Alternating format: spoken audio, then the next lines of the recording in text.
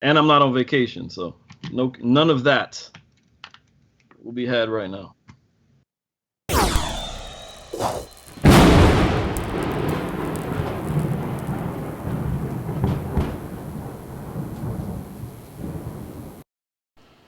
Yo, yo, yo, yo, yo. All right, what's up, freaks and geeks? It's your boy Rick Dunn, and we are back once again, Bloody Nerd Podcast. I'm here with a couple of my favorite sweaties. We about to get it hot and bothered up in here on some movie review with what is this? Without Remorse with Michael B. Jordan. Tom Clancy's Without Remorse. Tom Clancy's Without Remorse, yes sir. We're gonna get it in on this one real quick. And of course, you recognize, if you've been watching any of our podcasts, you recognize who I'm here with. But once again, I'm here with Mr. Graven Ravenwolf himself. He likes to call you he likes to call all you his rock stars, and Mr. Professor, the Sean Anthony, with the from Detroit. If you, if you From around the way. if you from around the way, yeah. So we're back on this one, man. We're gonna talk about Without Remorse. Had to talk about this one. Obviously, I love Michael B. Jordan. I'm a huge fan of him. I've always been a fan of him, but I became a huge fan of him when he did Killmonger. And to me, that one was just like, all right, this dude is off the chain. So, had to get it in on this one. Right away, like we always do, we talk about our likes or dislikes, and then just kind of get in on that one. I'll go first. Let's talk about what I like about the movie. Basically, I know the book. I'm surprised, to be honest with you. I'm surprised, especially in this day and age, nobody's had a big, got out of there in their panties in the britch because they changed the what do you call it? The race of the character. But that was a thing. So they went with Michael B. Jordan on this one, because this takes place in the Jack Ryan world, and I was talking to Graven recently, and the character that he plays, John Kelly, he starts off as John Kelly, and then becomes John Clark, but in the book, he's John Clark the whole time. So I don't. That's something they did differently in the movie than in the book. In the book, he's always John Clark, but in this movie, they started him off as John Kelly and ended him off as John Clark. But yeah, he's supposed to be like a twisted version of Jack Ryan. Like he's more of a darker, more of a Punisher style to Jack Ryan. Which I told Graven, the one thing that I liked about the movie, I felt like they did the Punisher origin story, but better than I've seen it from anyone else right now. You know what I'm saying? Yes. That's an interesting perspective, yeah. Yeah. The Netflix story was cool. I'll be honest with you, I'm not a huge fan of the guy. I like the guy that got to play Punisher, but I'm not a huge fan at the same time of him playing Punisher. My pick for Punisher was always, his name is Fred Gillis, the guy that plays Crossbones. Yeah. From Captain America. Like I'd rather him. That's who I see as Punisher personally. So, Right. but yeah, I think I like the fact that this movie's, it's basically like the origin story of the Punisher. But I think they just kind of did it in a way that most people probably won't even realize that that's what they're seeing, which I think that's kind of cool. I'm not gonna get too deep because I feel like this is one of those situations where the more I talk, the more I'll take away things from everybody else. But I'm sure we'll have a lot to agree on as far as the likes in this movie. There's lots of scenes that I know we can talk about. One in particular, which was definitely my favorite one, which I'm sure is probably everybody's favorite. But I'll hand it off to Sean. What was off the top? What you liked about the movie so far? Off the top. I don't just have off the top. You know me, I have to get into some stuff here. Of course. But you said you got into Michael B. Jordan, after Killmonger, man. You got to check out Fruitville Station, brother. Oh, yeah, that was no. before. That was the first Ryan Coogler film collab with Michael B. Jordan. Yeah, but Fruitville Station was a good movie, but that didn't mean that I loved him as an actor. You know what I I'm got saying? you. Like, I got you. I'm just saying you have to yeah. check out his performance in that movie though. Yeah, His yeah, yeah, performance in that yeah. movie was all right. Yeah, Yeah. no. I mean, but for That was me, the, what made me like him as an actor was what he did with Killmonger. I guess it's just because it resonated with me as a nerd. So that's pretty much all it is. Gotcha. But Yeah, that's the performance that stood out definitely. But the Fruitville Station performance is the one that got him started. Really, he really, that kind of showed his acting chops. Playing young Oscar Grant, rest in peace and all that. So, but getting back to Without Remorse, man, it's interesting. I was reading some reviews and stuff like that, and some of the criticisms, and so it's more. There's a lot I liked about the movie. I think it was a good, solid film. And we're gonna get into plot holes and things that we have issues with or whatever, but it's very enjoyable, man. The action scenes and everything like that. The original Tom Clancy novel in 1993 was set in the backdrop of the Vietnam War, like 1967 to like 1970, and the character John Kelly. And you mentioned this earlier, like John Kelly, he actually appeared in Clear and Present Danger, and he actually appeared in Sum of All Fears. And I think Liz Schreiber, I think, played him, and I think the guy who played William Dafoe, I think, played him in Clear and Present Danger. So that character appeared, in some of those movies, but it was never really like given its own movie, to hold down or whatever. And it's interesting. So the original one has him in a rebound relationship, and it has him, in also the background of the international drug trade at that time. So I was listening to an interview with the director, and he said he made, they decided to go at a whole nother level. Not to mention the fact that the director, Stefano Salina, right?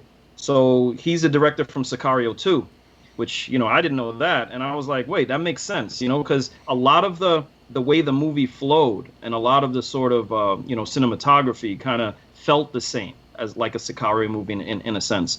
I think this one was faster paced, it was a faster movie.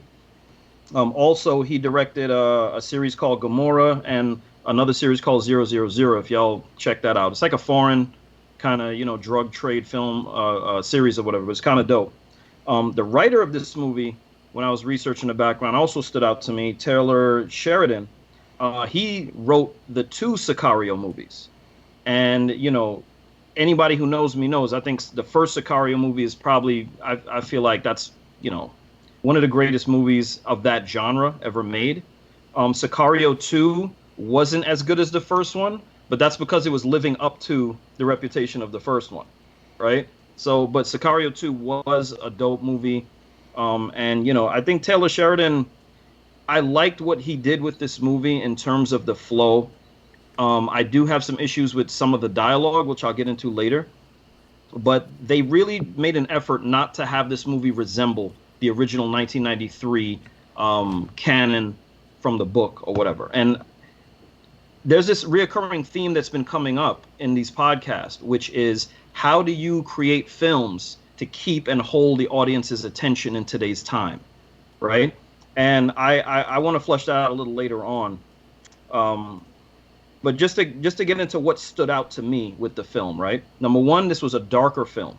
And I think it was a darker film based on, Taylor Sheridan's writing style and the director. And I actually liked that. I liked that fact. This was a darker movie than I expected. Yeah. The action scenes, the fight scenes specifically, were brutal. Mm-hmm. They weren't artful. It wasn't like, dance choreography. It wasn't like a Marvel film where the moves are sort of, tailored in a certain way. It was brutal, man. It was I'm fighting for my life. I'm fighting for survival. You have trained military people here in close confined situations with knives and guns. There was one scene with what was the character? I think it was the Karen character, which was his like commanding officer. Yeah. I believe her name was Karen. I mean, she was fighting a guy, she snuck into the other building across, and she was fighting one of the sniper guys. Yeah, her gun jammed. That fight, her gun jammed on her, and she had to, within half a second, make a decision. It's either him or me, So I like the brutality of the fight scenes. I like the fact that it was sloppy, it was harsh, you know. The action sequences, man. So let me just get into some of the action sequences that really stood out to me, right?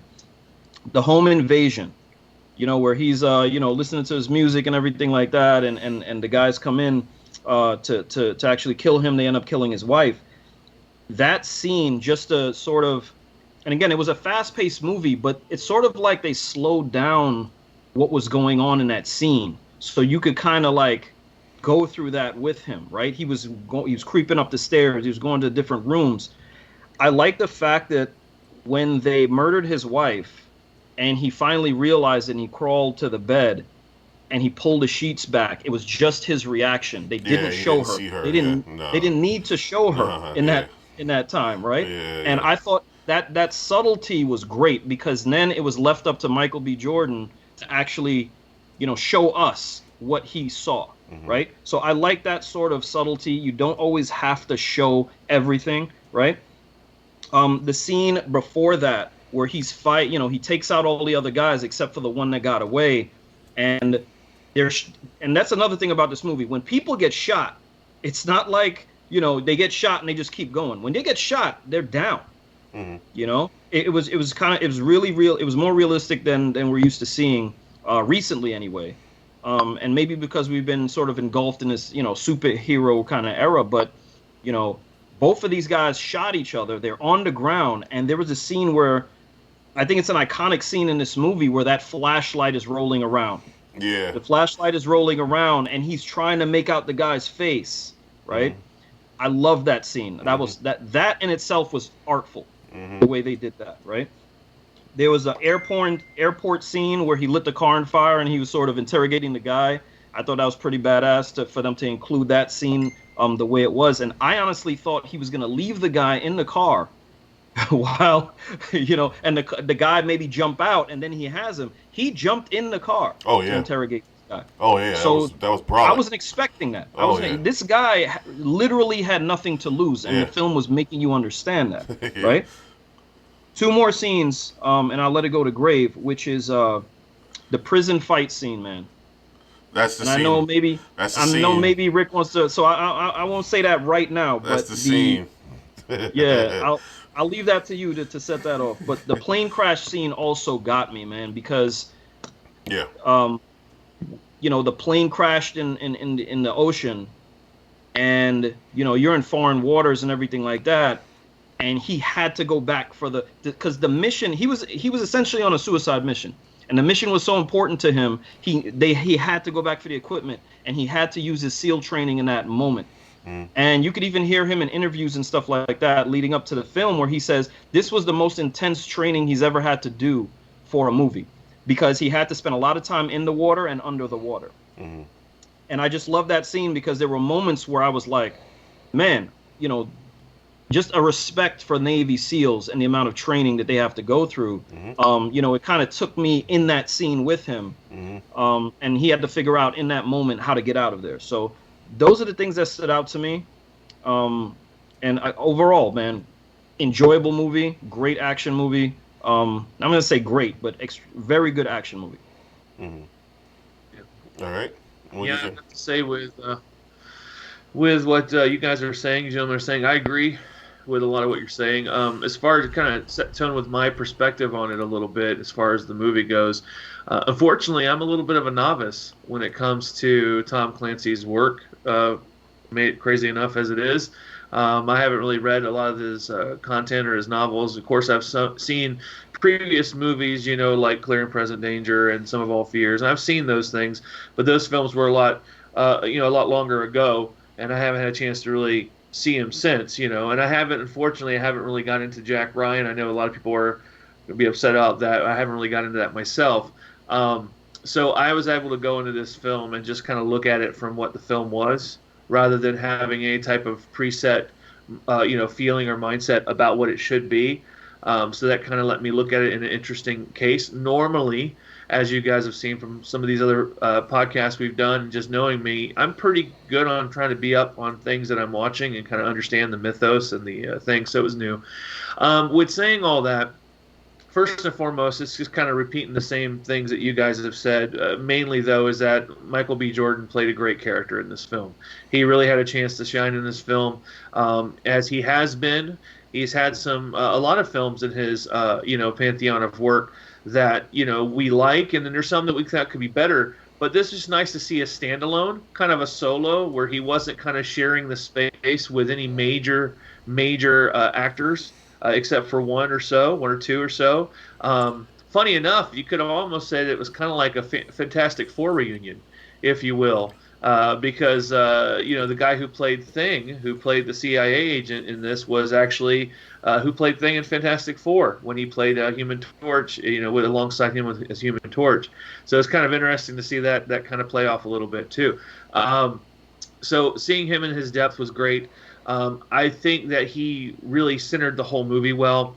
I like the fact that, they did kind of try to create this feel like it was the Punisher type idea. They were kind of go through that. The action scenes were great for the most part. There are things that I have issues with it, but it seemed like it was just kind of meant to be a solid action. It kind of had that 80s action feel to it. You know what I mean? It kind of had that old school, just let's get it through and get it done. Guys had everything taken from him. He just needs to go in and prove that, that he's going to get vengeance for the things that have been taken from him. It's a very linear story.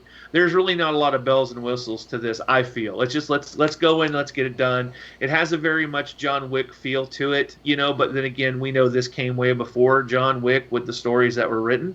So you have to understand, where did John Wick get this from? Where did some of these other films get this drive from? And it was from the Tom Clancy stuff for sure, because if I'm correct, there's Splinter Cell, right? There's Rainbow Six as well. I mean, that's some of his works also, or am I wrong? Yeah, I mean, Rainbow Six is actually the sequel to this. Yeah, this is the origins of Rainbow Six. This is the origin of Rainbow Six, right? Yeah. Okay. And it's funny you mentioned that also, Grave, about John Wick, because I read somewhere where when they were they were supposed to come out with a version of this earlier than this, and they were actually going to cast Keanu Reeves. They were thinking about casting him for this role. Oh, really? Yeah, there was a couple people up for this role. Keanu was one of them. I forgot who the other ones that I read, but yeah, Keanu was one of the leads that they were looking for at the time. Yeah. Mm-hmm. Yeah. I got you. And then, like, talking about some of the scene work, like the part where he walks into the car, gets into the car that's on fire, he literally did that himself. There was no CGI process. That car was literally on fire. They actually coated him in a special type of chemical in order to keep him from burning. He literally got involved in that fire. And that was something that I thought was pretty intense. Just the fact to know that and to see that he did that shows how far he's willing to go. Same thing with the diving and the under the water scenes. I know if I was an actor, and I'm sure you guys too, anytime I see movies with any type of underwater type idea, that kind of scares me a little bit, because imagine, even though there's a certain level of safety that has to be on set, a certain level of acting that has to be put forth in training, it's still a chance for someone to get hurt. So as an actor, you're putting yourself through a lot of those extraneous circumstances to get the craft right. And I don't think some people realize how much these people go through. I think Michael B. Jordan is not only just a solid actor, but I think you can also kind of meet him into that method acting scale. Like, because he really gets into his work. He, yes, he has the face. Yes, he's a handsome actor. Yes, he looks good like everybody else, would expect that strong hero to look. But even back from what Rick was saying with the Killmonger motif, he really got into those characters. And even like you said with Fruitvale Station, I haven't had a chance to see it all. I was able to see some of it. But, it just goes to show in the work. There's more stuff there, but I think we've got the crux of all the good stuff that's in that movie there, I think. Well, I'm going to add some more to that. Yeah. I feel like I just in terms of the characters, right? Like I liked his relationship. I liked his relationship with Karen Greer, his commanding officer, SEAL or whatever. I would have liked to see more of how they kind of came up with each other or whatever. But there was something there between those two where they kind of got each other, and she was sort of like a big sister to him, sort of trying to save him from himself, because she understood that he got to a point where he had nothing to lose. And she even spoke out against his intentions. And I think they were meeting with the Secretary of State that time, Guy Pearce's character. Yeah. And she went against him. She said, listen, I don't think he's fit for this. Right. Because she understood who he was to that point, right? I liked the fact that Robert Ritter, the CIA agent, you know, I wasn't sure what his intentions were for the whole movie. Right. And, you know, maybe some people would have considered that a predictable, you know, character trope or whatever, but I really couldn't stand that dude in the beginning. Oh, yeah. And, you know, I mean, to the point where what is it, John Kelly? Yeah. Right? John Kelly, the character, I mean, basically choked him out in front of everybody. And then to have that character arc come full scale to the end of the movie where they're working together and he's the new CIA director, I think that was kind of cool. I like that part of it too. And also more to the fact of Karen Greer's character, I heard a criticism about her that she was a wooden character. She was she acted that part, you know, not to the best of her ability. I completely disagree. I mean, these are highly trained, you know, stoic military people, and they're going through something that is, I mean, her whole team got wiped out, right? So she has cause for vendetta too. And her performance actually made me want to see the Queen and Slim movie because she starred in that movie before this one, right? There was a point at the end of the movie where he finally understood who his real enemy was, right? Who the king was. And there was this line in the movie where he said, you know, I just realized I was a pawn, and a pawn can't beat a king.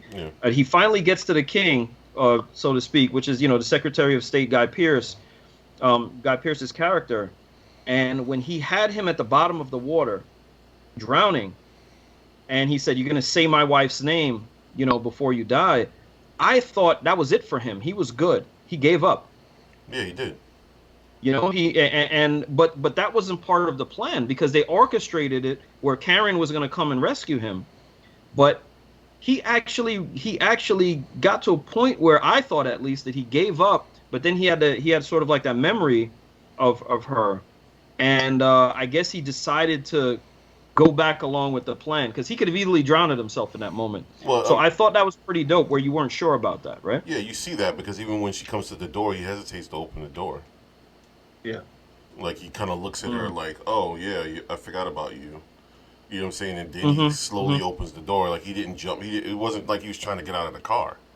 So he was letting himself go at that point. Well, it was he was kind of succumbing to the moment. Like, okay, I'm good. Like this is it. I'm ready. I'm ready to see my wife again.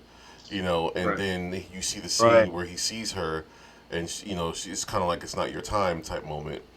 Right. But then it was also it was just showing off because again he's a Navy SEAL and it's just showing you how long he can hold his breath. How he can hold his breath, right? Yeah. You know, that's the one thing I like about that scene because I thought that scene was raw for the simple fact that this man literally, that's like you lighting someone on fire and then standing in the fire with them until they die. With them. You know what I'm saying? And then you get out the fire type of, like he just sat there and watched this man drown while he was holding his breath in the most calmest way possible. I was like, that's one of the most G-est things. I've never seen a scene, that's a incredible. kill scene like that. Like that was a crazy kill scene. So absolutely.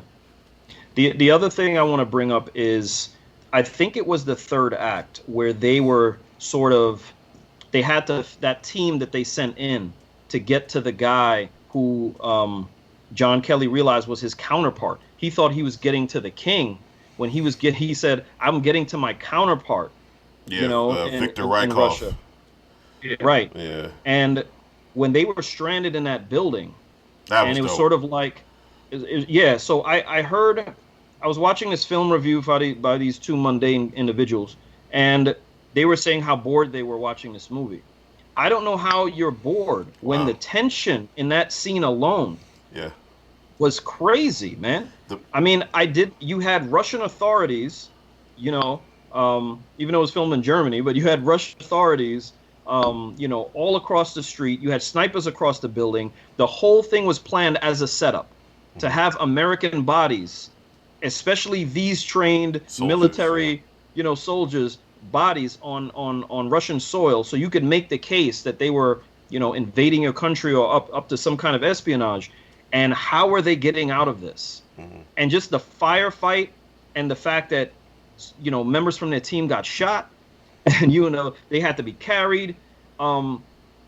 I mean, that scene by itself, man, I could watch that over and over again. The fact that he sacrificed himself, I know he's the hero in the movie. I know he's the main protagonist and everything. I thought that was it for him for a second there. Yeah, exactly. I thought the movie was kind of going to end on that note in a way. Yeah, no, I agree. Yeah, I thought that was the end of the movie. I even got to a point where I paused. You know how you click the screen so you can see how much movie's left? Right. You know what I'm saying? Like, I clicked the screen, like, how much movie is left here? Because this movie... I did that a couple times, too. This movie seems like it's about to end. Like, he's going to die on his roof. And then I saw there was a lot more movies. I'm like, well, how the hell is he going to get out of this? That to me, that whole hotel scene was a movie in itself. Like, you've seen people make movies out of just something like that. Like, that scene in the building could have been a movie in itself, period. You know what I'm saying? And like everything that happened in that building, from him having to jump off of the terrace and work his way around from window to window to get to Karen's character, because he didn't want to run through the hallway, because then they would have noticed that he was an American. You know what I'm saying? So he had to crawl over the windows to get to her to try and save her. From that scene to them all getting picked off little by little, what I'm saying, to him, sacrificing. I mean, that whole scene in itself had enough in it to make a movie by itself. And the thing is, they couldn't leave anybody behind. So even if somebody died, they couldn't leave that body there. So that heightened the intensity of what they had to accomplish to get out of that situation. Well, he said the only body that could be left there was his, because they could have wrote him off as a felon, not as a military, operator. Correct. But again, like you said, I thought he was dead. I thought, okay, well, this is him sacrificing himself. So how he got out of there was dope. Absolutely. So unless you got some other. I do, man. We can go on with the likes. I mean, I'm sure there's more and more. No. It's just, I want to transition into a thought I had, because you mentioned the Punisher. Yeah, right? yeah. Mm. Which I think is brilliant. Like, I didn't even think about that. Like, this, some of the Punisher's backstory. When I was watching this film, and you guys please chime in. I'd love to hear your opinion about this. I envisioned this was Killmonger's backstory. Like, when Killmonger said he did so many tours in so many countries and stuff. When Michael B. Jordan was saying that, we fought so much for a country that didn't love us. That vitriol, that venom that he said that with, that disappointment, it was similar to what Killmonger was saying. Mm-hmm. So I sort of pictured that this was a young Killmonger, and this was part of his journey back to Wakanda. So I don't know how you guys feel about that, but that's the thought I had. Oh, great. I mean, I didn't think about that. I mean, I didn't even consider it, because it being a different franchise altogether, Mm-hmm. But as you frame it like that, absolutely, I could see that that's some good meat and potatoes as far as what that character could do and what it could be, for sure. I mean, if anybody wanted to go back and if Marvel wanted to go back and give us some of that, they definitely could. They kind of have a framework just from seeing some of his work, period, to go off of, So I agree with you, man. I don't find that hard to digest or believe in any case. It kind of just heightens the worth of the film to the audience if they can connect to something else like that. Right. Yeah. No. Especially of how dangerous he was. Like they kind of made notice of that. Like, he even said it to the Secretary of State that one time. He said, "Listen, if this guy is as dangerous as you say he is, you want me in there. Nobody's like me." Right. Even the Karen character was saying he's the most dangerous person we have in our team. Nobody has more kills than him. And that's when sort of like the light went off, and I was like, this is a young Killmonger, at least in my fantasy world that I was thinking of. Well, I mean, you could see that like in the beginning a little bit when because there was a little not confusion. It kind of corrected itself pretty quickly. But in the beginning, when they're getting ready to go into that major battle, on the drug war type thing, the weapons and all that, Right. you think that John Kelly is the one that's actually running the whole op. You Yeah. don't Right. think that Greer is Right. running the op at all. Yeah. Right. So he steps right up, like, are you bullshitting me? Like, are you causing some shit? Like, you need to tell me what's going on here. You know what I mean? Yeah. He Yeah. knew Yeah. something was Exactly. up. Yep. And Right Greer away. played back on that character. That character played itself back a little bit for that, and then later on you realize, hey, there's more to it here. But you can see that would be something Killmonger would be doing if he was in that stead. Yeah, I mean that was one of the things I noticed. I didn't think, at the beginning I thought he was the one running the op, like he was the one leading the team. Right. I didn't know she was leading the team the way they did it, and I mean I don't know if that would could be considered a dislike or not. I don't know if it's so much of a dislike, but I would say yeah, that was part of one of those things where I was like, oh, I didn't realize she was leading the team until way later. When they reintroduced her back, as a civilian, that she was the one, Right. his senior, Commanding basically. officer. Yeah. Well, they okay. alluded to it when they were on the helicopter when they got the operative that they went in to rescue. She kind of told him to stand down because again he was going after the CIA guy. Yeah, but So I mean, they kind of alluded to it a little bit, but it wasn't definitive. that You know was what I mean? just to me that was just her covering her friend's ass. You know what I'm Mm. saying? Because he was about to do something he could have regretted. Right. That wasn't, Right. to me, it was just, it would be no different than you saying that to your own boy, yo, chill the fuck out. Right. You about to do something you're going to regret. You know what I'm saying? So Yeah. that's all I chalked it up to at the time. No, I could see So- that, but my impression was it was more to it than just a friend. Like the way she came off, it was slightly more I agree. authoritarian in a way. Yeah. I like that twist because it's just like we said with the Zack Snyder movies. It was sort of a character arc. He went from, being, part of a team to having this vendetta, and then eventually at the end of the movie, he wanted to start his own operation. When the guy asked him, who's going to run this operation? He said, me. Right? So I like that sort of character arc, that he wasn't the lead commanding officer for that mission, that operation in the beginning. Yeah, but just like Graven said, one of the reasons why he seemed like the lead is because he took command. The moment you see him on the screen, he took command. Like when she fell down the hole, you know what I'm saying? And the CIA guy was like, leave her. You know what I'm saying? We got what we came for. The guy we came for is priority. He took command. He said, no, fuck that shit. He stepped up and he took control of the situation and he took command from her. He guided her out. She didn't guide him out. You know what I'm saying? Right, so to me, it was another like, great scene, by the way. Another great scene with tension in it, man. Great scene in the beginning. Because the whole way out of the situation, the whole way out, they were picking up intel. So as they were trying to find their way out, they were realizing where they were and that this whole situation wasn't what they thought it was. You know what I'm saying? So it was cool because again, I forgot what we were talking about, which podcast we mentioned. You guys could probably remember. We talked about how it was relevant to video games nowadays. Army of the Dead. Yeah, this was another one where if you're a Call of Duty head, or if you're anywhere in that, you know what I'm saying, like this, this will resonate with you because, that scene alone was like as they were working your way out, they were opening boxes and going through shit and, you know what I'm saying? So the little things like that is, I'm sure some people will really enjoy, but yeah, so I mean, outside of that, if we get into some of the things that we disliked about the movie, let's. I'll start it off with Graven this time. How did you feel as far as the things that, so much so, how the things that stood out to you the most as far as a dislike? The things that stood out to me the most, first and foremost, just with this film alone, while I appreciate everything we spoke about with the story and how this is all set in precedence to the character and what people being invested in that character because of Tom Clancy and what he's done, I think there's going to be a heightened appreciation there. But just looking at it just from what it is as a film, and maybe this is because I had to think about it. Maybe it's because we watch a lot of action films. As a society, we just watch a lot of army movies, a lot of army espionage type films. We've been watching them since the 80s. I grew up watching them in the 80s and the 70s. All that. So you kind of get to a point where you get a level where you're almost kind of numb watching some of it, where you want to enjoy certain things, but it kind of becomes numbing because you kind of just see the same thing over and over and over again.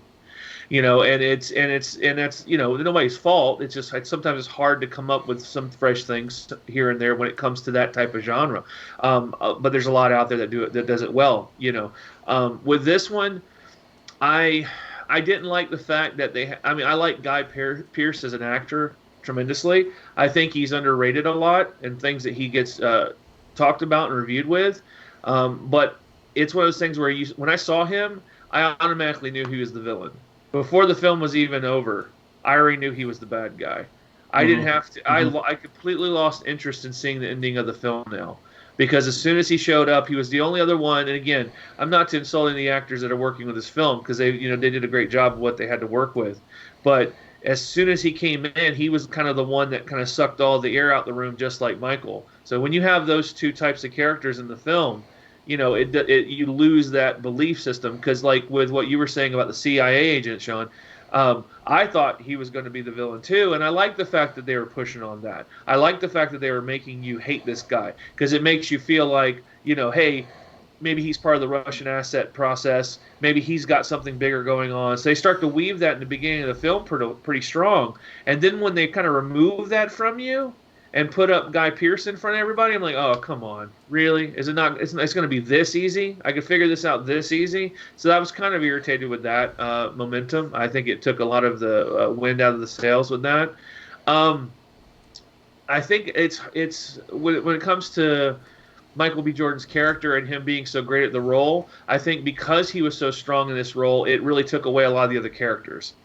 A lot of the other characters didn't have a chance to really flesh themselves out well, and we lost a lot of that because it was literally just about John Kelly's character. And I was kind of frustrated with that. I wanted to see more depth with some of these other characters. I agree. I did not want to just see everything about John Kelly. He's strong enough, the writing was good enough that he would have melded properly with all of them. But seeing more about Karen, I think, was important. I understand what Sean was saying in regards to her being kind of a stiff character, but that kind of also affected me too. The pacing of the story throughout some areas was really slow to me. I didn't really appreciate that. It was kind of like, it was really edited choppy to me in some areas. You get little sections where you get the beginning scene with the operative, the op that they were going on, then it slows really down. Then you get the part where his wife and him, go through that tragedy, and that kind of picks back up, and it's kind of got these beats that you can see, but they're very, very harsh cut beats. Gets through it all, you can pretty much see where it's going to go, and it forces us to try to amp up the appreciation of getting into the next scene, and that kind of bothered me in regards to this film. Honestly, the film to me just felt very average, and I know that might not align with you guys, and I understand that. But again, it goes back to me seeing a lot of these other films and different action films and seeing what can be done versus what was done on screen here. And it just kind of seemed like there wasn't really a great payoff when you can kind of foresee what's going to happen with this film. And that's kind of where I had an issue with. There's a few other things that I can probably grab from as you guys talk, but at this point, it's literally just, it wasn't as deep as I thought it could have been in some areas. It doesn't take away the greatness of what Michael's character was. It doesn't take a greatness away from what these things were supposed to be. I just felt like it was still lackluster in certain areas. And the more to the point with what Sean was talking about that end scene and some people saying it was boring them. I don't think the action was boring me. I think it was doing with things, but in the way that the film laid itself out, it gave you a feeling like it was slow in areas, and then it was not as impactful, if you will, to me anyway. If I have to look at it just on the segments alone, I can say, yeah, they were great, they were fast, they were awesome, let's see more of that. But when I weave it all together completely, it seemed very lackluster. So I mean, I watched it once, I probably wouldn't watch it again. So, gotcha. I would say it's slightly above average. I think it's a really solid origin movie. Yes, there could have been a lot more character development, and that's my main criticism of this movie. And I think your point is profound.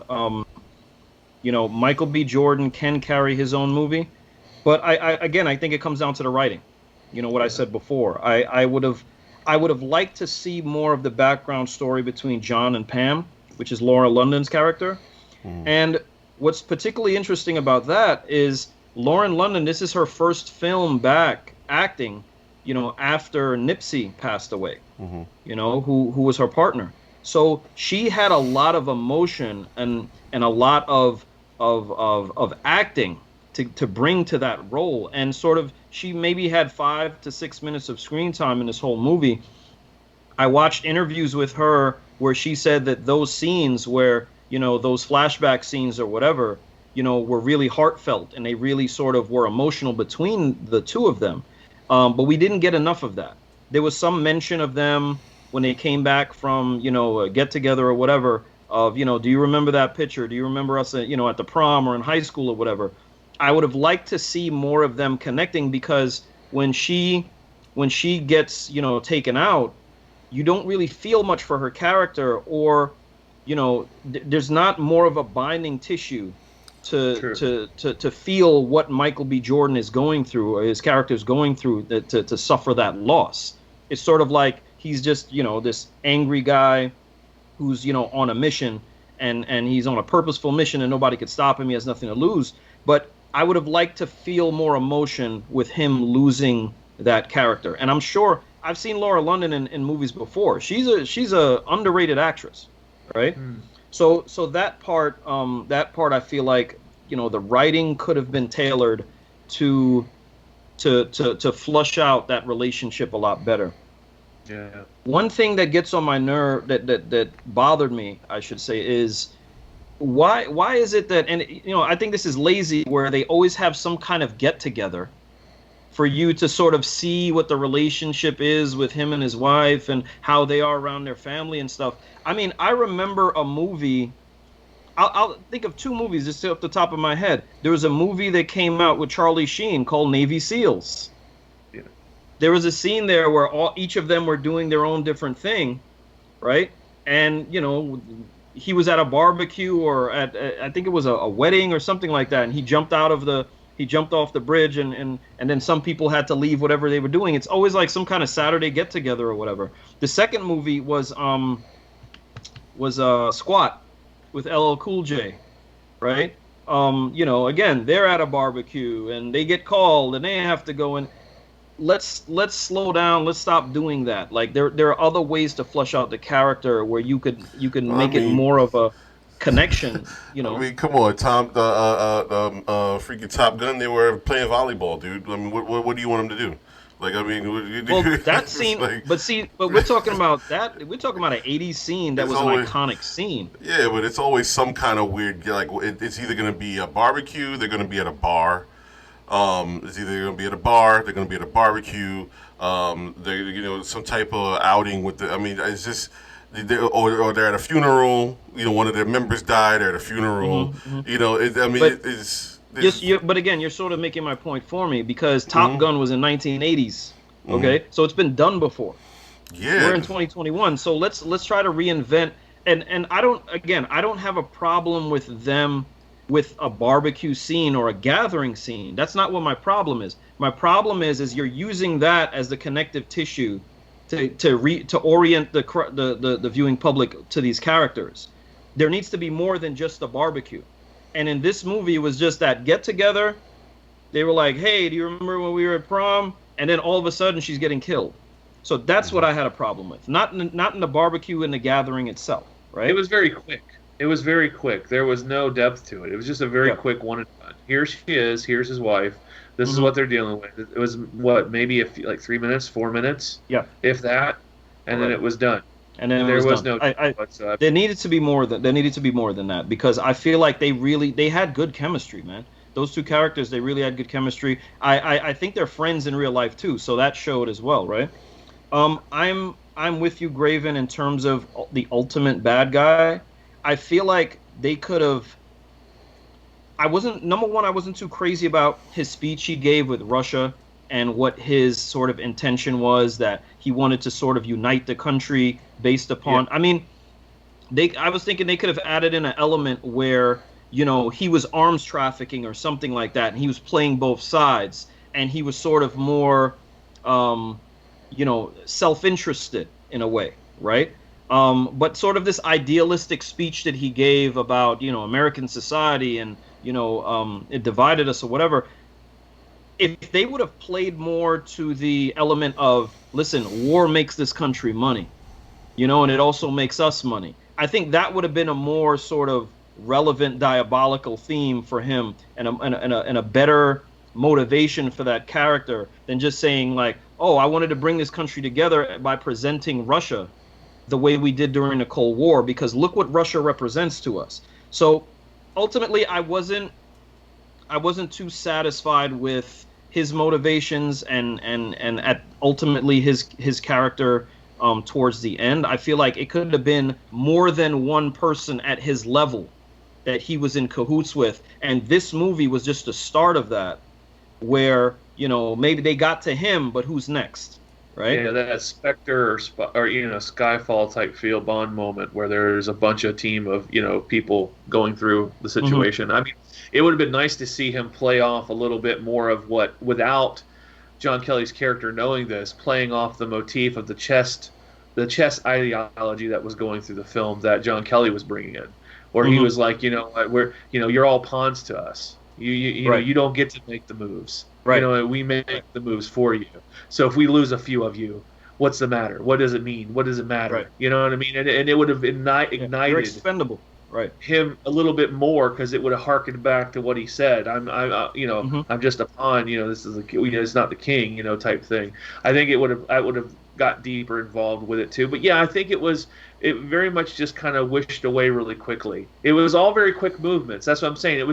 This movie was very by the book, is what I'm trying to say, in the writing of things and how things are played out. Now, again, I'm only saying this because I'm seeing this now. I didn't read the book, so I'm not an expert at the books. I'm not an expert with these characters. The books themselves could have had probably have a lot more depth than what we're seeing on the screen here. It's not probably. The books definitely has a lot more depth. Usually that's. But at the same time, you all answered yourselves, like you kind of answered this before. You got to understand how long this movie's been on the chopping block. Like, this movie has been trying to get made for a long time. And to me, this movie has all the tropes, like Graven said, of an 80s movie. This is purely an 80s movie. Everything about it is purely 80s movie. Even the intentions of the bad guy at the end is purely 80s driven. And we're unfortunately, or fortunately, however you want to look at it, we're living in a time where everything is retro 80s now. You know what I'm saying? Even the television we watch, the movies we watch, everything has got this 80s feel and look and feel to it. And on top of the fact that, like I've said numerous times, we've talked about numerous times, you're asking people to get more involved in the movie than they want to nowadays. For a movie like, let's just put it this way, I'd be very surprised for a movie like Sicario to come out now and do well in the box office, minus the pandemic situation. I'd be very surprised if a movie like Sicario or a movie like No Country for Old Men, you know what I'm saying, to come out right now and do well in the box office. It'll definitely have an audience. There's definitely an audience for it, but to do well in the box office, it's just nobody. The fact that what is it? What movie is it coming out? Oh, Dune.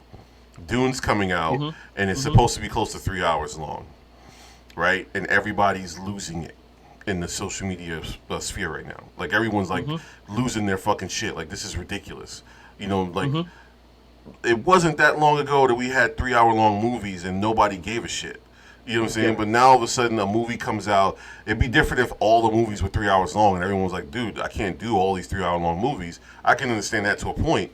But the last 3 hour long movie we had was what? Was it Harry Potter or Lord of the Rings? You know what I'm saying? Like 3 hour long epic movie? Close to 3 hour movie was definitely Lord of the Rings.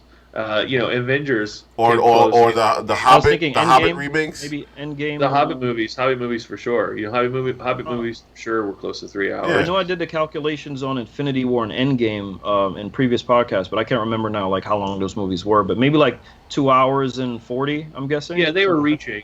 I Yeah, think the yeah, last after 3 hour one was Hobbit. Was the Hobbit trilogy one of the Okay. Hobbit? Trilogies. yeah. It wasn't the last one. I want to say it was the second one with Smog, but I could be wrong. But It's been a all of them, while. but all of them were. If one of them was at 3 hours, but they all were pushing 3 hour marks. They're all Like, pushing 3 hours. Yeah, that was a time when nobody really cared too much because we were enjoying the breadth of the movie. You know what I'm saying? Like we were enjoying you giving us everything, like getting into the characters and letting the story breathe, and letting the pacing move the way it was supposed to. Nowadays, you know what I'm saying? Actually, real quick correction: Endgame was 3 hours and 2 minutes. Gotcha. Okay. Okay, Yep. so there you go. Endgame was 3 hours and 2 minutes, and we know the reason why Endgame was 3 hours and 2 minutes, and one of the reasons why people didn't fucking lose their shit over that was because Endgame was nothing but a circle jerk of fucking a lot of flashy shit going on in the screen for 3 hours. It's a lot and of 20 fan minutes. service. It was a lot of fan it was, service. It was like 2 hours of fan service. Yeah, it was a lot of fan service. It was a lot of blam in your face, blam. So as long as you do that, like if it was 3 hours, like you look at Endgame in comparison to something like Lord of the Rings. Lord of the Rings had a lot of exposition. It had a lot of talking. It had a lot of thought-provoking things happening. It wasn't all the fight scene at the castle. Like it wasn't 3 hours of that. Where Endgame was more 3 hours of fight scene at the castle, or at least 2 hours of fight scene at the castle. So I mean, it's such a different time. But yeah, I agree with Graven's first statement in the beginning. This movie was an '80s movie. It's an '80s movie. Like it's just everything about it is so '80s to me. You know what I'm saying? It's just it reads like it from top to bottom. I agree. Foundationally, I absolutely agree, and I think they tried to put in some modern elements to it. And I think again, like Rick, you're just on point, man. Because I wanted to transition to this because I would like to. There's two things you said, Graven, that I would like to sort of disagree with. Right. The first thing is the pacing of the movie. I thought this movie. I understand what you were saying in terms of there are certain scenes where it's slowed down. But I think it needed to do that. I think the pacing of this movie was very fast. I think the action moved along and the sort of the storyline moved along very quickly. This was not your traditional, in true 80s fashion. A lot of those action movies were short, an hour and a half, an hour and 40, an hour and 20. So they really sped along, the timing of this movie and everything like that. The second thing you said, and honestly, I think that was done for a reason, and I'm going to get to that in a second, right? But the second thing you said is about the lore of the Tom Clancy story and the fact that people will respect it. I disagree with that. I feel like people are reviewing this movie, and I know Rick wanted to get into this too. The critics and the criticism that this movie is facing so far, and he put me on to the what was it, the Ebert review, right? Yeah. For this movie. And you posted about that on Twitter through the Bloody Nerd. Mm-hmm. I feel like a lot of critics are not respecting this movie, based upon, the Tom Clancy lore and everything like that. I feel like they're trying to compare this movie to like Patriot Games and Hunt for Red October and sort of like Harrison Ford and the character of Jack Ryan. And while I agree with you guys, this is more in line with sort of like your Stallone, Schwarzenegger 80s genre movies. Those movies had their own sort of flow to them as well. They were longer movies. They fleshed out the characters more. It was a lot more dialogue, a lot more exposition. They let the plot build to this crescendo towards the end of the movie with this action montage and everything like that. So it was sort of a slow burn until the end payoff of these movies.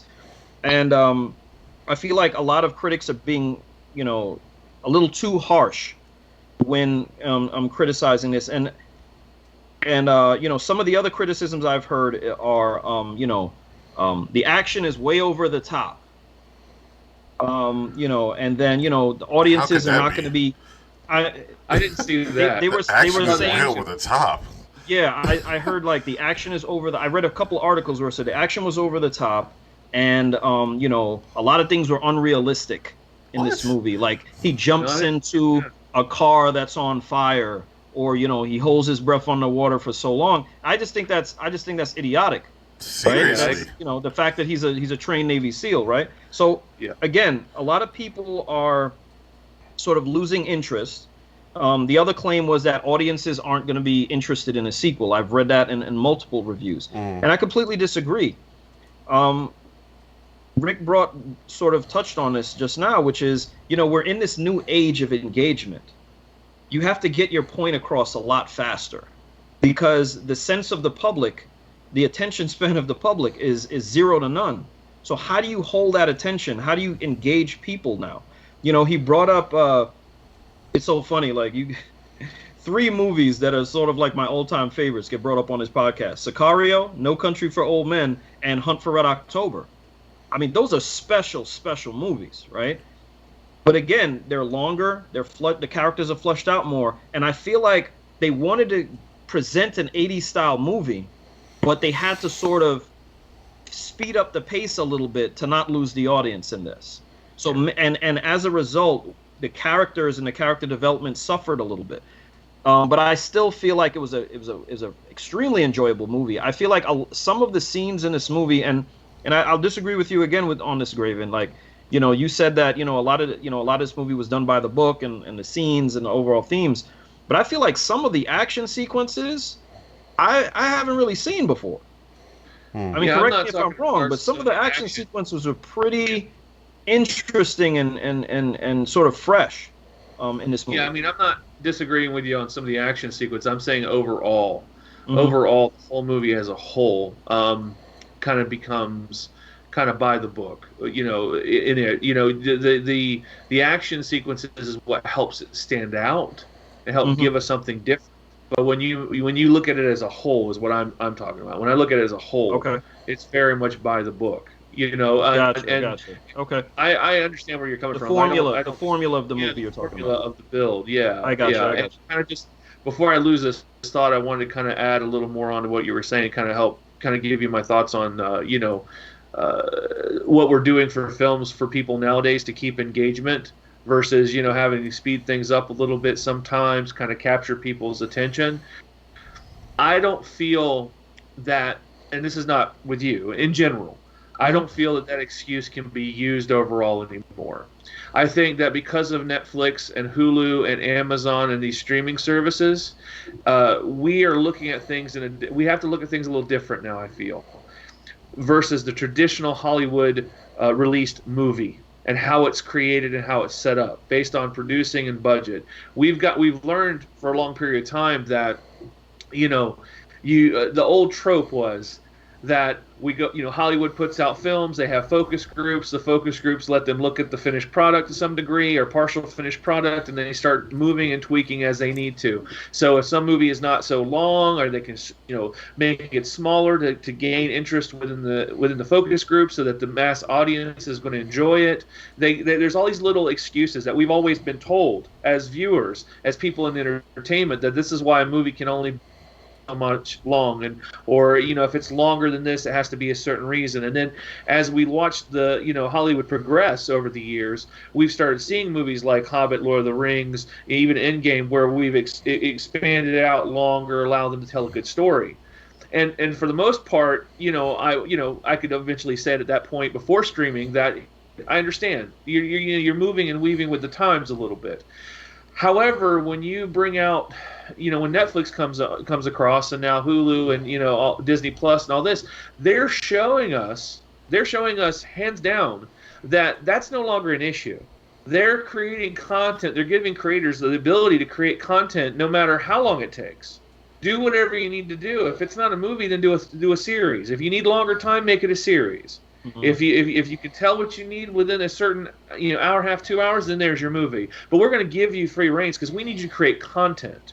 They're creating content. It's about the content now and having a wider array of content versus it being stuck within the paradigm of a movie theater where you have to go to the theater to watch it. No, didn't we just have this argument the other day? What podcast were we talking about where Sean made the argument about people bitching and moaning about the runtime of the movie, but they could sit down and binge watch. You know what I'm saying? They bitched and moaned about the Snyder Cut being too long, you know, or the fact that we had to watch it over a 4-hour period. But they had no problem binge watching and using the same time period to binge watch. It's the difference. Only difference you're talking about is we live in a world where everybody binge watches shit. That's the only thing that's changed. No, that's not what I was getting to. Unfortunately, it's not what I was getting to. What I'm getting to is that being able to sit back and say, like what Sean was saying about, he was getting into the idea. And I could be wrong. You guys can correct me again.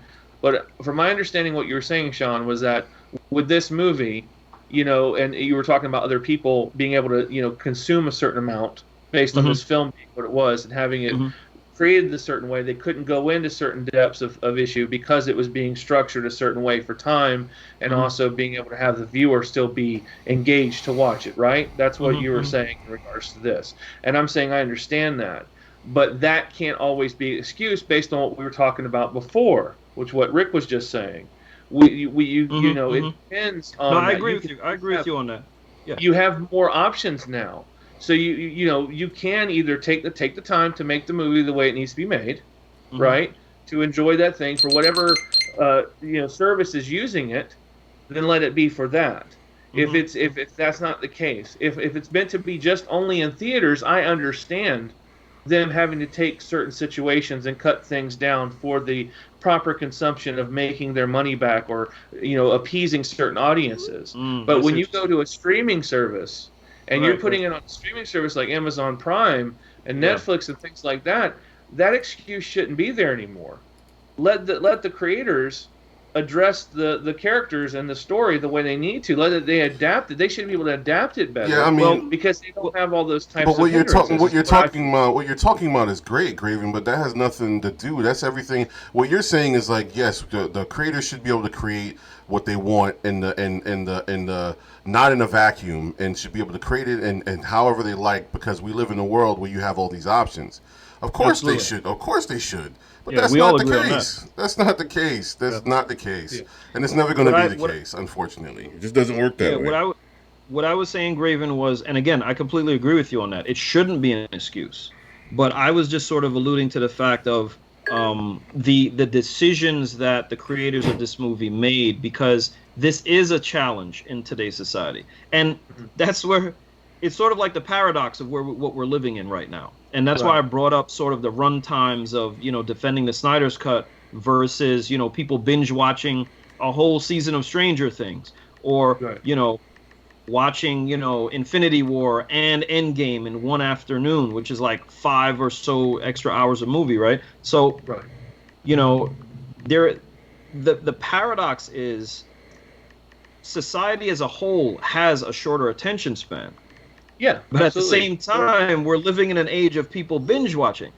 So they instinctually pick and choose what they would like to complain about. So you as a film creator now, it's like, do I make a shorter film, or do I extend this out into a series? Like, how do I handle this? And so I was just speaking to the special challenge that some of these films have to go through.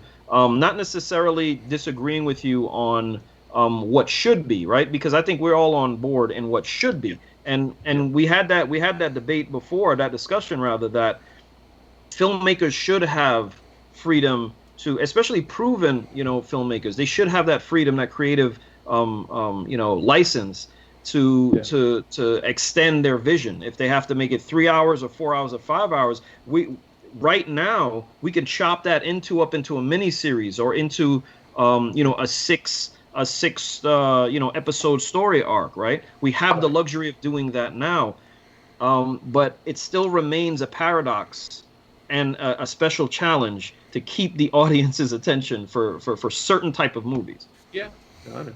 I know, and it's sad. It's completely sad. But I'm thinking, like, with this film itself, that they could have. I don't think that would have been a hindrance. They could have figured it out with this one, I think, and gave you what you wanted. I agree. I agree with you. Absolutely agree with you on that. Well, Absolutely. I mean, yeah, I mean, of course, in the right circumstances with the right situation, yeah, of course they could have figured it out. I mean, Yeah. like I said, this movie's been on the producing, on in production hell for a long time. There've been people that have tried to pick this movie up and work it, and it didn't work out, or they've been trying to make this movie for a long Gotcha. time. So then it Right. comes to I a got point now where it's like, okay, who wants to put their money behind this? You know what I'm saying? Mm, Like, if this shit's been mm, sitting in mm. production hell for 8 to 10 years, That's a good point. then it gets to a Yeah. point where, Yeah. like, okay, who wants to put their money behind this? This is not so much a guarantee. Maybe back when Harrison Ford did his thing, or maybe when Jack Ryan, the TV show, first came out, maybe then it was more of a guarantee. But now it's not so much of a guarantee. So who wants to put their money behind it? I don't know. Maybe you. Okay, I'll do it. This one guy in the back of the room, I'll put my money behind it. But I'm only going to put so much behind it. So that means that we have to streamline it.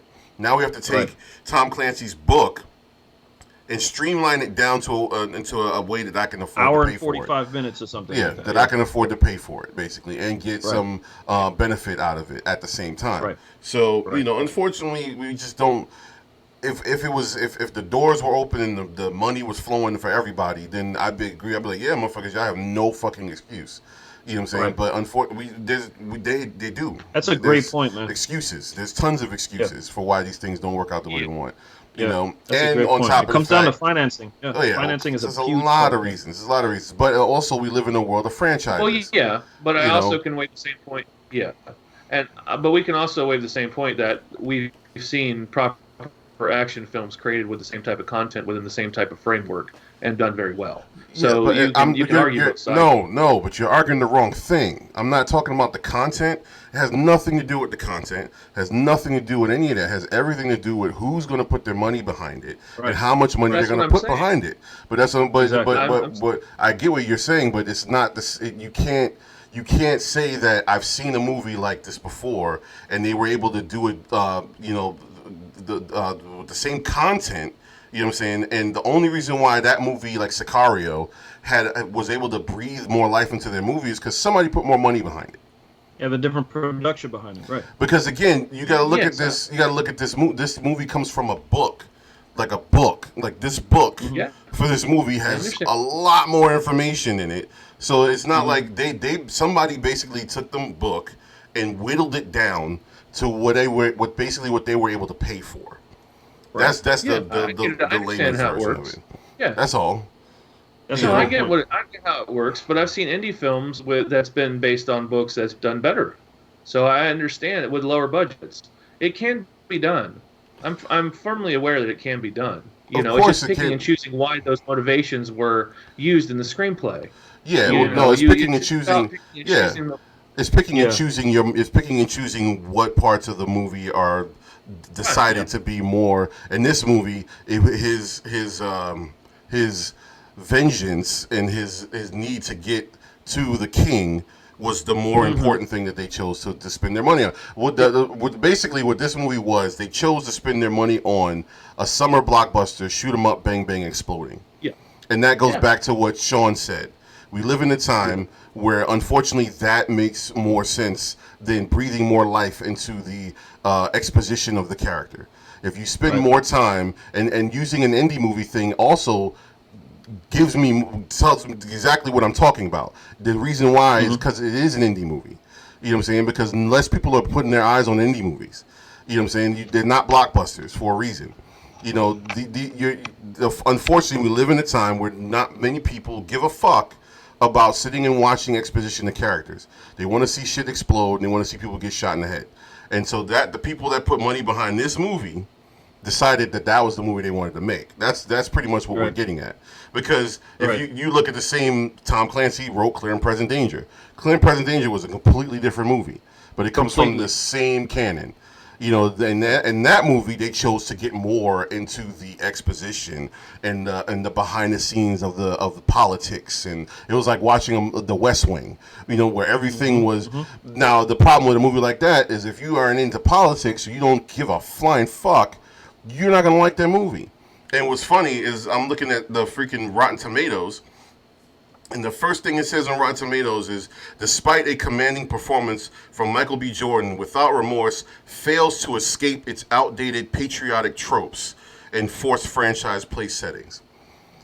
So, a movie like Clear and Present Danger wouldn't work today. Unfortunately, we live in a time where anything that involves a government, anything that involves talking about, what the government is or isn't doing is woke nonsense, and people feel like they're being preached to, and people feel like it's all a thinky. You know what I'm saying? And they don't want it anymore. The political thriller is a dying genre. Yeah. Well, I'm not even, and I understand that, but I'm not even talking about the political aspects of this. Let's talk about Extraction to this. Extraction is basically the same movie. It's just done through a different function and form, and probably more money behind it, of course. Yeah, but Extraction didn't do anything with the characters either. There's no character building. That's what he said. But it's filmed better. I enjoy that movie a lot more than I enjoy this movie. I still enjoy this movie, but that movie still has a better line of how it feels and how it used the scenes and how it was written and how those action sequences were put together. All of it was thread very strong. Very well. I mean, that's just a personal thing. That's a personal thing. Yeah, I respect everybody's personal opinion, but I think that Extraction and this movie are on par with each other, man. Yeah. I think they're very similar in terms of quality. If I had to rate them, I would probably rate them the same on the scale. To tell you the truth. I mean, that's they didn't invest too much in character development in that movie either. No. That's what I'm saying. Yeah, I mean, they didn't have to. It's still a strong film. Yeah, basically at this point we're just talking about how well how you feel like the ride felt for you. Like, the ride was more bumpy for you, but the ride was less bumpy for you. Well, that's not what I'm talking about. No, that's not what I'm talking about. I'm talking about the society as a whole right now, what people want in their movies. That's what I'm talking about. You know what I'm saying? Yeah. That's the reason why I'm thinking that one of the reasons why had this movie been filmed in the early 90s, I think we would have got more of a Clear and Present Danger type movie, because at that time we were getting more movies that had more long drawn out story arcs and more exposition behind it. But nowadays people are just trying to put out a movie as quickly as they can, and the audience don't care. Unfortunately, I mean, you might have seen Michael B. Jordan in a suit at some point in the movie if it was made in the 90s or something like that. You know? You would have got way more of that. His wife probably wouldn't have got killed to the second act. You know what I'm saying? Like somewhere mid to late second act in the movie in the 90s. It would have been way more drawn out. And what's funny is like even on Rotten Tomatoes, when I checked Rotten Tomatoes after I watched the movie, it was at a 44 tomato meter for the critics, and it was like a 67 audience score. And now it's at a 45 audience score and a 44 tomato meter. You know what I'm saying? Which the reason why is because of just like these guys said in their thing, the outdated patriotic tropes. So even the patriotic, I have no problem with that. Yeah, but even that's the funny thing. Even the patriotic tropes of this whole thing outweighed the bang bang shoot 'em up of the movie. People couldn't even enjoy the fights and the blowing up and shooting because of the patriotic aspect of the movie, which is hilarious to me. Right. Yeah. Sign of the times, brother. Yeah. Unfortunately. I mean, listen, the movie, to me, like I've talked to Graven and I've talked to Sean. The movie wasn't, I don't think the movie was amazing. You know what I'm saying? It was a good movie. To me, it was an average summer flick. You know what I'm saying? Absolutely. And it worked better. To me, it worked even better, being that it was straight to video or online. It wasn't a box office movie. To me, it worked better because of the style of movie it was. That's interesting. But even in the fact that it worked better, you didn't have to go to the movie theater. You didn't have to get out your house, put on clothes, wash your stinky ass. You know what I'm saying? Pay for money for popcorn and drinks, and sit in the theater full of noisy ass, annoying kids, and you still got a 45% Rotten Tomato on this movie. Seriously. Yeah. Like, that's hilarious to me. It's unbelievable. So, I mean, anyway. But other than that, is anything like, I mean, the one thing we didn't talk about, which I don't give a fuck what anybody says, the fucking prison scene. That prison fight scene. That was my favorite part of the whole film. That prison fight scene left my testosterone levels.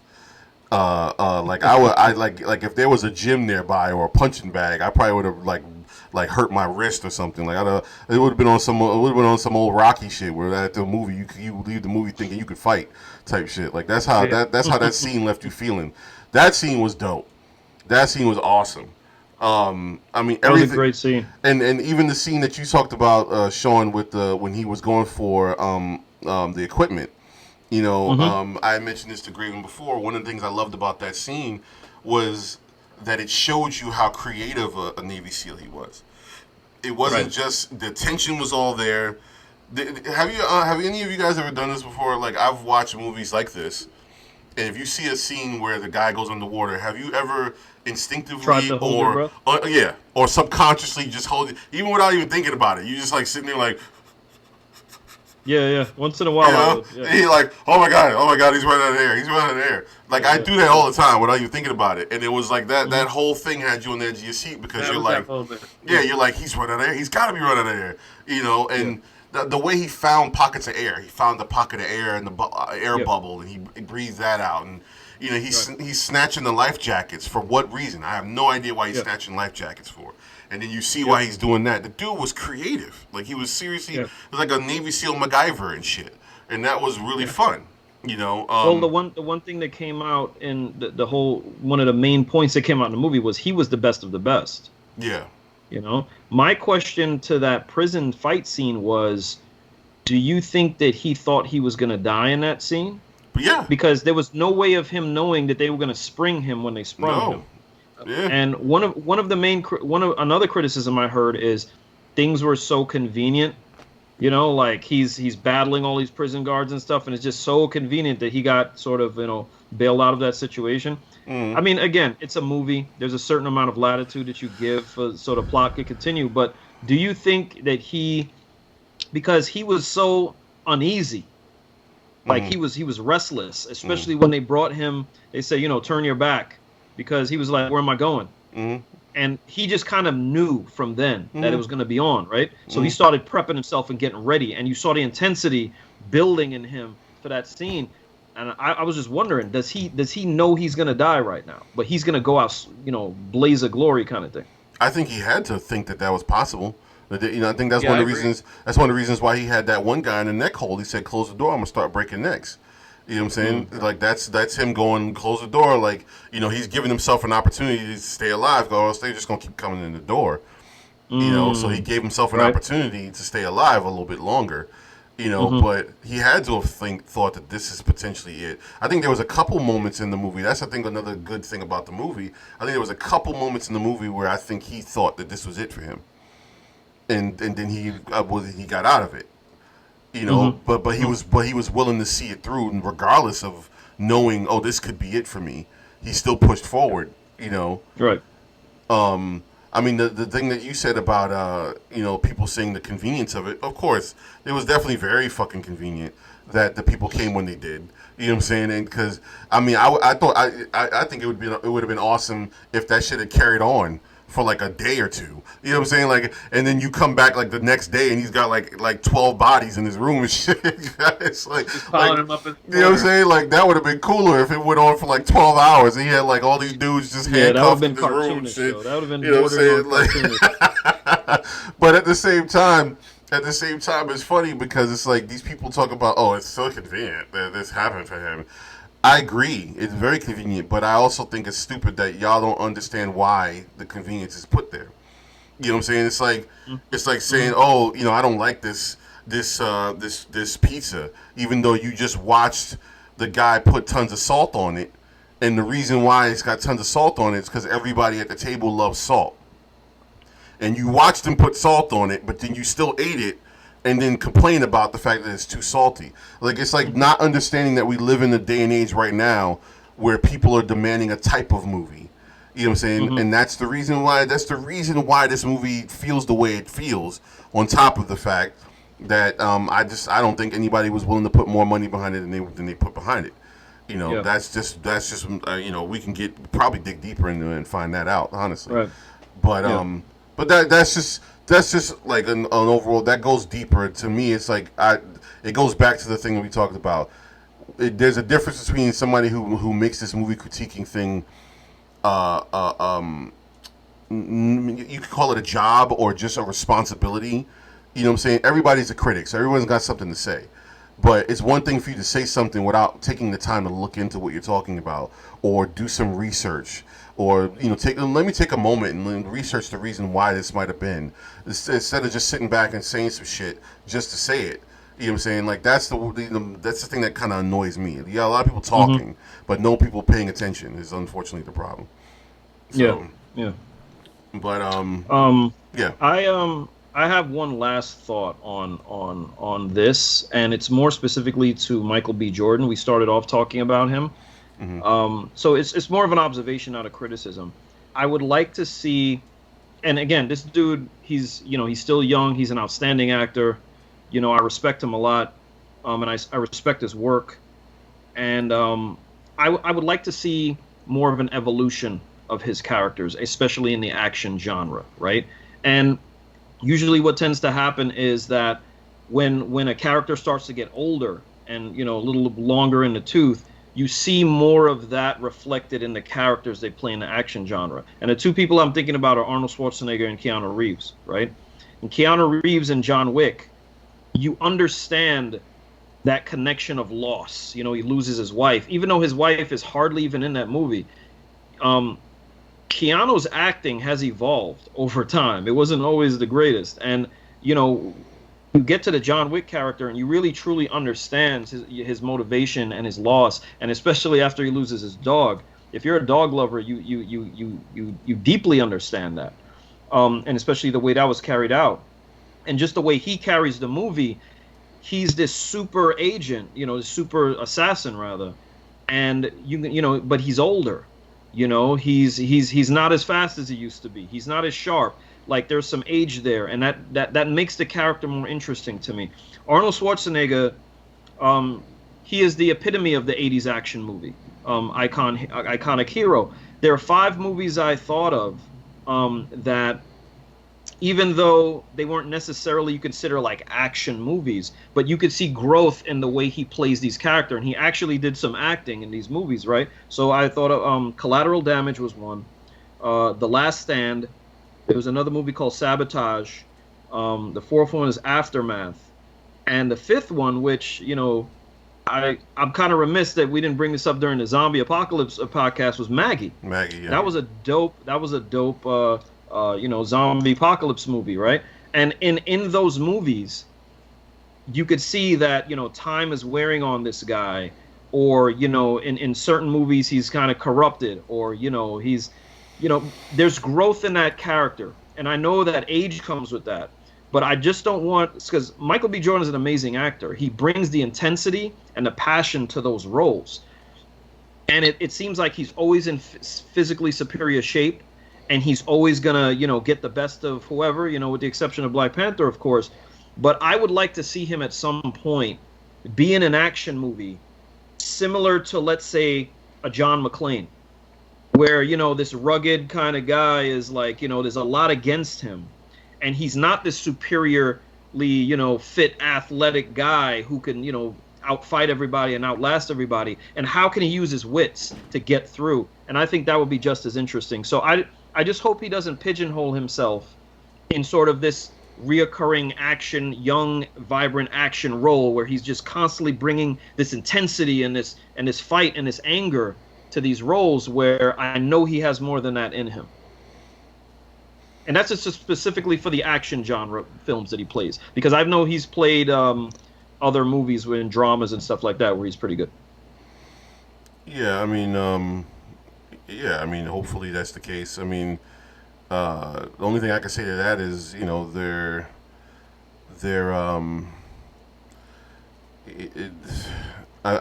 it's unfortunate, but again, we go back to the times. I think the types of movies that he's gonna get challenge, yeah, it's a challenge. It's the day that it goes with the times that we live in, and everything changes. Everything is cyclical. You know what I'm saying? So like 2-3 years from now, the vibes of the movie could change. Movies will change. You know what I'm saying? And movies will look and feel a little bit different in certain ways. And then we'll maybe get more spy movies again. And we'll maybe get more of this type of movie again. And then you'll see him acting in certain other types of things. But at the same time, you also have those things where, because I've seen actors talk about this in interviews, you do those things while you can. So while you're still young and you're still able to, you do those movies. You know what I'm saying? Because once you're not, you can't do them again. So, you try and That's do true. as much of it as you can, while you're young and still able to do them. And then, you got to move on. Once you got to move on, then you got to concentrate on something else. And you got a stunt double, too. Yeah, you get a heavy stunt double, and you got to start concentrating on acting. I mean, look what happened to Bruce Willis. He has nothing but B movies now. Bruce Willis does B movies now. Why? Yeah. Right. Why is Bruce Willis, of all people, doing B movies? He's not. You haven't seen that man in an A movie in a long time. Yeah.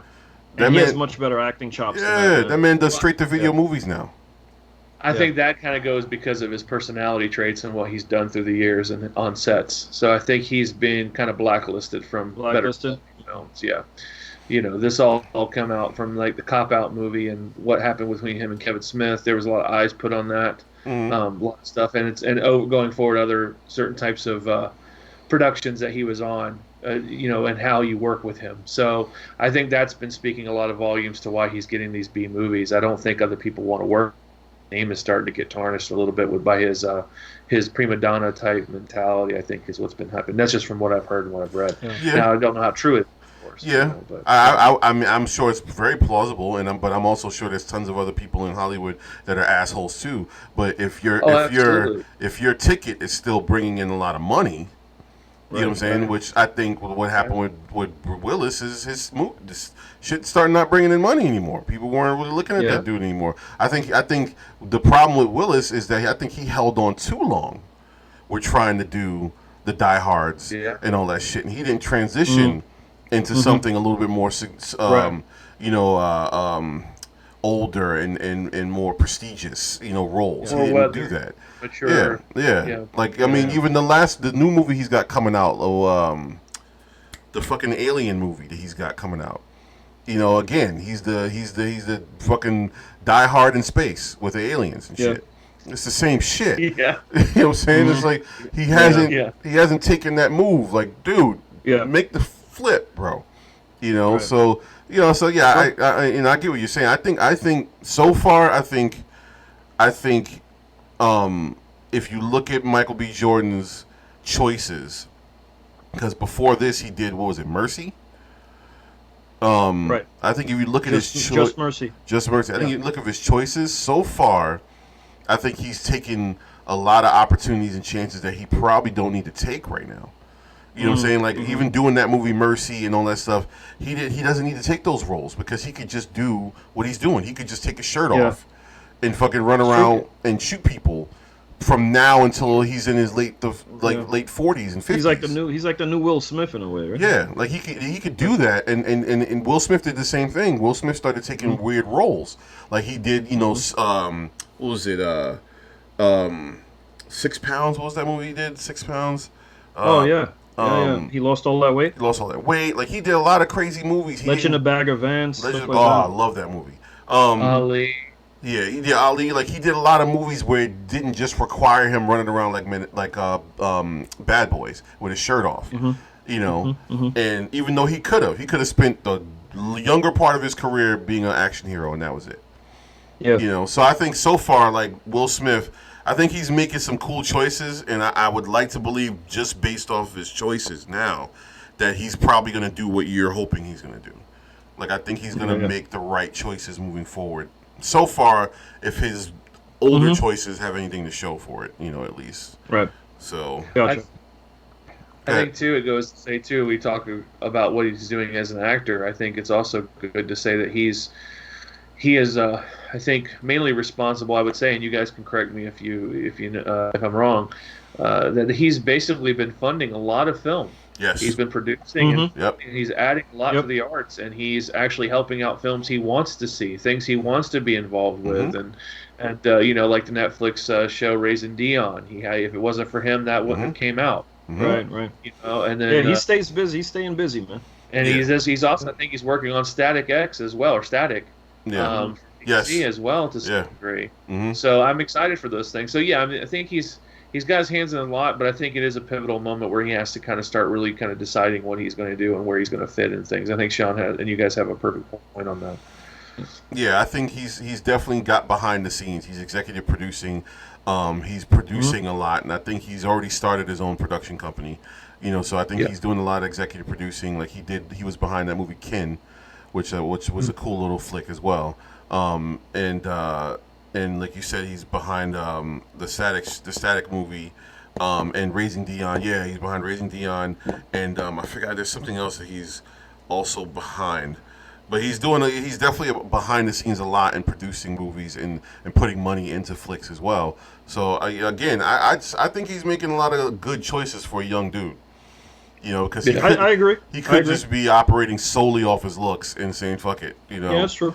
True. I was just speaking to specifically the action genre movies he chooses, because he has a variety of other movies that he's doing outside of that box. But I was just commentating specifically on his action characters that he plays. Well, I mean, he's still got a lot left in the tank. So hopefully, I'm sure he's.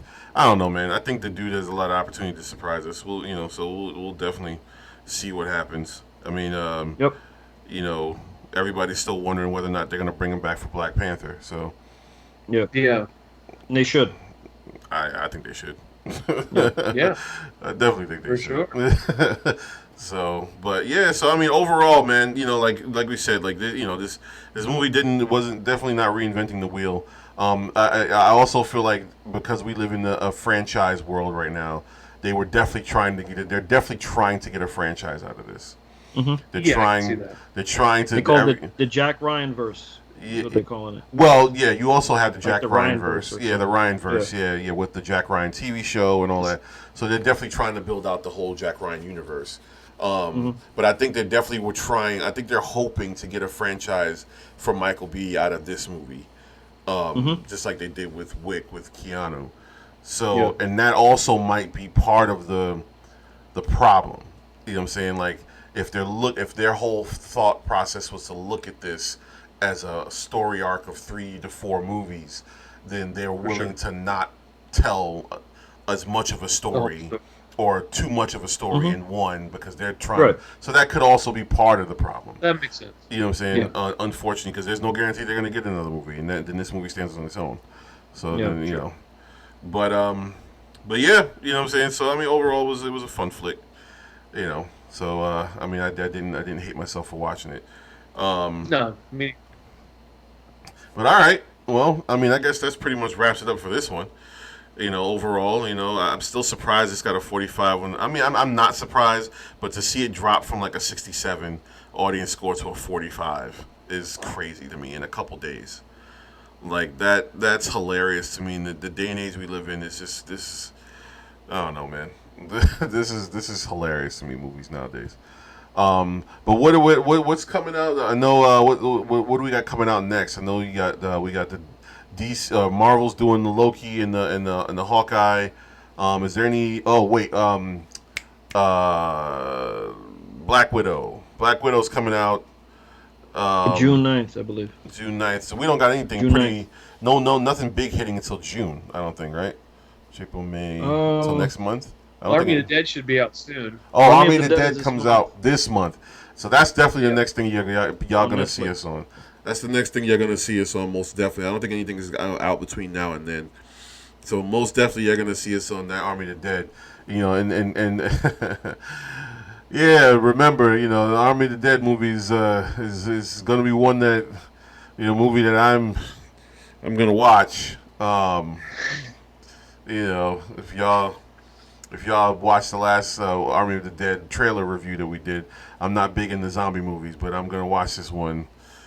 Cause that'll be interesting. That's gonna be a really fun review, I'm sure.